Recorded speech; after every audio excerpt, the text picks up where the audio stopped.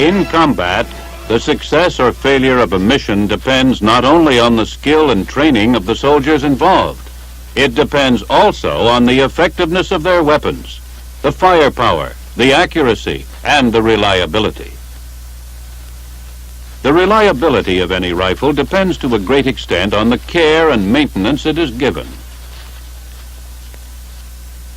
But even the best care and maintenance will not prevent certain situations which may cause malfunctions.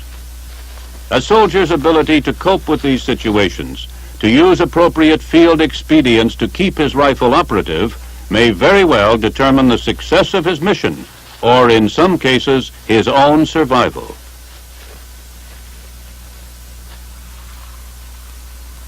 Take stream crossings, for instance. Naturally, most men try to keep their rifles and ammunition dry. But they may not all succeed. When this happens, it's very important that you know what to do. The M16A1 is a high-powered rifle with a relatively small bore, so it must be kept free of obstructions at all times, especially water. If your weapon has been submerged, water won't drain out simply by lowering the muzzle. You have to pull back slightly on the charging handle to break the seal of the round in the chamber. Then, when you shake the rifle, the water will run out. Water in the barrel will obstruct the passage of the bullet and blow up the weapon. Drain the lower receiver extension cavity through the drainage hole in the butt cap screw to prevent interference with the operation of the recoil mechanism. Wet ammunition can also cause stoppages. When this occurs, remove the magazines and shake out as much water as possible. When your ammunition pouches get wet, the water will run out eventually, of course, but keep them as dry as possible. Then you can be sure, if you have to fire in the near future, that you won't be introducing water into the chamber with each round. While water alone is bad enough, it is even worse when mixed with dirt to form mud. But in certain areas of the world, mud is a soldier's constant companion.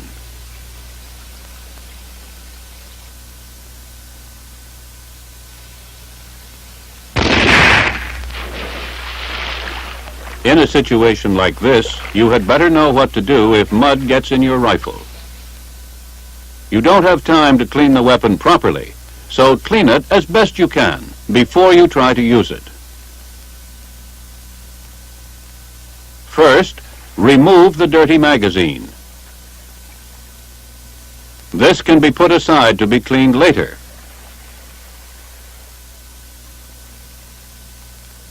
Now clear the weapon.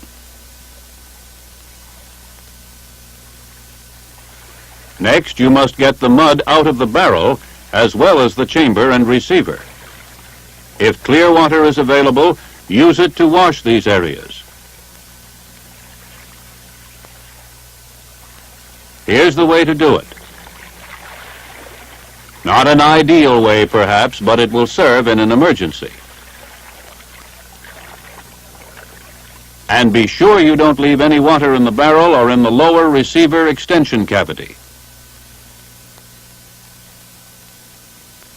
If the drainage hole is blocked, clean it out. Pipe cleaners or anything suitable will do the job.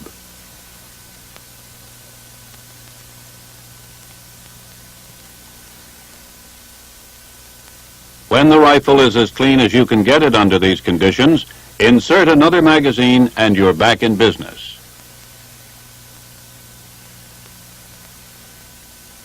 In any event, the rifle must be cleaned before you fire it.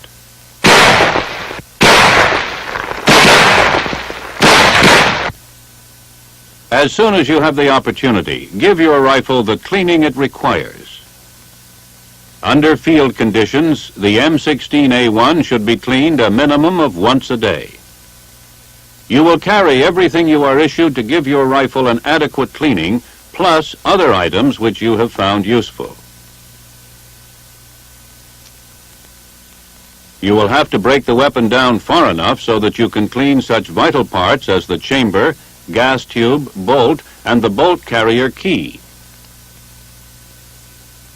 An excessive buildup of carbon in any of these areas may produce a malfunction. Attach the bore brush to a section of your cleaning rod.